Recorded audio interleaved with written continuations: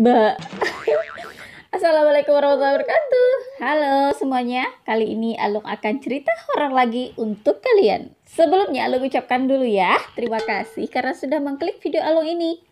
Sebelum Alung cerita lebih lanjut, jangan lupa di like, subscribe yang belum subscribe, dan komen ya di akhir video nanti. Jangan di skip nontonnya. Ingat, jangan di skip.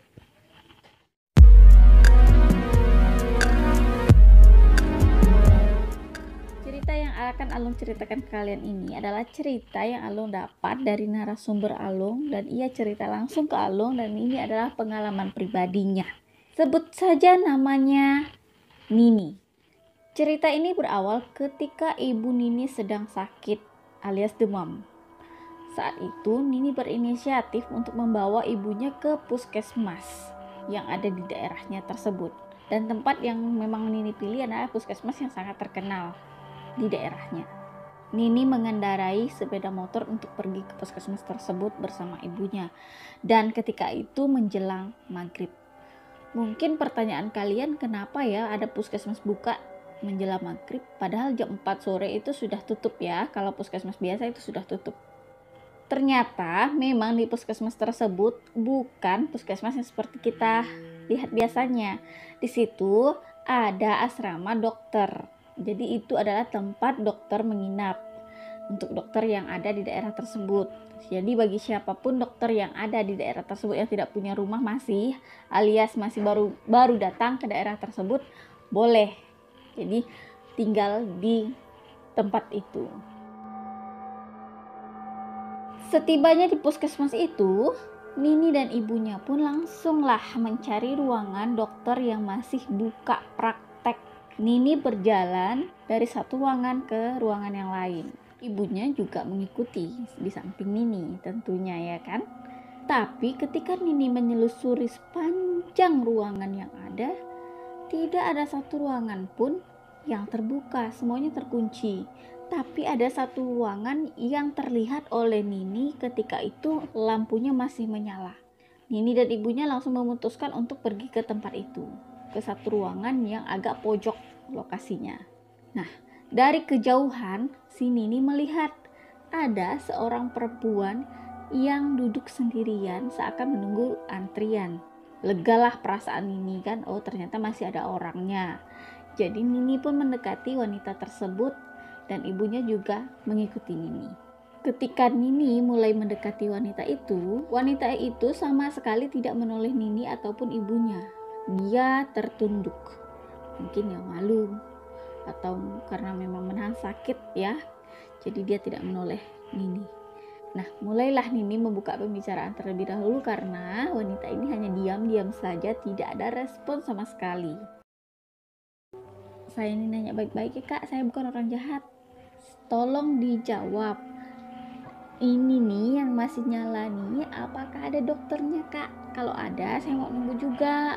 Kalau memang nggak ada, saya mau minta tunjukkan dokter yang masih jaga dan masih buka jam segini. Karena biasanya jam segini masih ada dokternya sampai jam 9 malam. Tolonglah kak, kasih tahu saya. Karena saya udah keliling dari tadi itu nggak ada orang. Satupun ruangannya itu nggak ada yang terbuka, semuanya terkunci dari luar. Lalu wanita itu perlahan mengangkat kepalanya. Ya mungkin karena sudah geram juga sama Nini ya, yang memaksa dia untuk berbicara. Ketika dia mengangkat kepalanya dan ia ingin menolehkan ke arah Nini yang tepat dekat wajahnya itu, ibu Nini langsung menarik Nini dan mengajaknya pulang. Nini pun aneh ketika itu, kenapa ya ibu ini? Kok ibu suruh kita pulang, kata Nini. Si ibu tetap dengan pendiriannya, dia mengajak Nini pulang dan tidak mau bicara sama sekali. Dan di parkiran, dia pun ngomong sama Nini. Udahlah jangan banyak-tanya, besok aja ibu cerita, cepatlah kita balik ya, kita ke praktek yang lain, masih banyak kok di sini. Pulanglah ibu sama Nini kan. Karena rasa penasarannya, Nini pun masih bertanya sepanjang jalan ke ibunya, dan ibunya tidak mau menjawab kala itu. Besok saja ibu akan cerita, kata ibunya. Nah, ketika ibunya berobat di tempat lain, tidak ada masalah dong. karena memang ada dokternya. Kemudian pulanglah, dan sampai keesokan harinya ibunya pun bercerita ke Nini.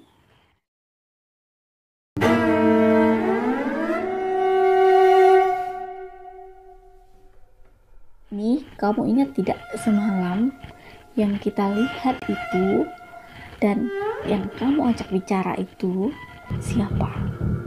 Ya nggak tahu loh Bu, kan nggak sempat kenalan, kata Nini. Itu bukan manusia. Kok ibu tahu? Ya jelas-jelas duduk, dia punya kaki, dia punya muka yang jelas kok Bu, kata Nini kan. Enggak, dia memang terlihat duduk, tapi dia tidak duduk di kursi, melainkan di tepi jendela. Kamu ingat kembali pada saat kamu melihat perempuan itu. Wajahnya pucat, ya kan? Itu ketika ibu lihat itu agak samar, Nin. Gak seperti yang kamu lihat. Mungkin karena gelap, kamu gak sempat melihat struktur wajahnya. Tapi ibu yang ketika melihat kamu berbicara sama dia dan ibu memperhatikan dari atas ke bawah, Nin. Ini garis di bawah hidung itu gak ada. Kemudian di kaki jempolnya itu terikat, Nin. Dan dia duduk itu di jendela, bukan di kursi. Seketika Nini pun terdiam. Dia mengingat kembali pada malam itu dan dia membayangkan kalau memang pada saat itu dia sadar itu bukan manusia, dia gak mungkin dong ngajak perempuan itu ngomong, ya kan? Asal kamu tahu aja ya, Nin. Beberapa waktu sebelum kita ke situ, ada wanita yang memang bunuh diri. Tapi kasus itu ditutup karena aib mungkin. Pihak keluarga minta kasus itu ditutup, tidak untuk diumbar ataupun disebarkan di media. Jadi Nin, ibu sih curiganya wanita itu karena memang dari struktur wajahnya, usianya ya seperti yang kamu lihat itu. Tapi ibu gak berani dong cerita ke kamu secara langsung pada saat malam itu. Jadi ibu ajak kamu pulang aja. Karena kalau misalnya kamu tahu ya pasti kamu ketakutan, ya kan? Untunglah Bu, kata Nini, ibu gak cerita saat itu. Kalau saat itu ibu cerita ya pasti kocar kacir aku lari, kata Nini kan. Nini mendapatkan pelajaran yang berharga sekali di sini. Jadi kalau misalnya suatu hari Nini pergi lagi ke tempat yang memang gak ada orangnya dan itu sudah menjelang maghrib, ya perlu waspada aja. Ya begitulah ceritanya teman-teman yang dapat Alung sampaikan ke kalian. Semoga cerita ini menghibur, semoga cerita ini bermanfaat dan menyenangkan. Alung akan terus cerita ke kalian, insya Allah 1 minggu 1 kali di setiap hari Kamis malam. Alung akan tampilkan cerita horor untuk kalian. Semoga kalian suka. Sebelum Alung akhiri cerita ini, Alung mohon ke kalian untuk di like, komen, dan yang belum subscribe subscribe dulu ya. Terus support Alung agar Alung bisa menyuguhkan cerita-cerita horor untuk kalian. Terima kasih sudah menonton. Assalamualaikum.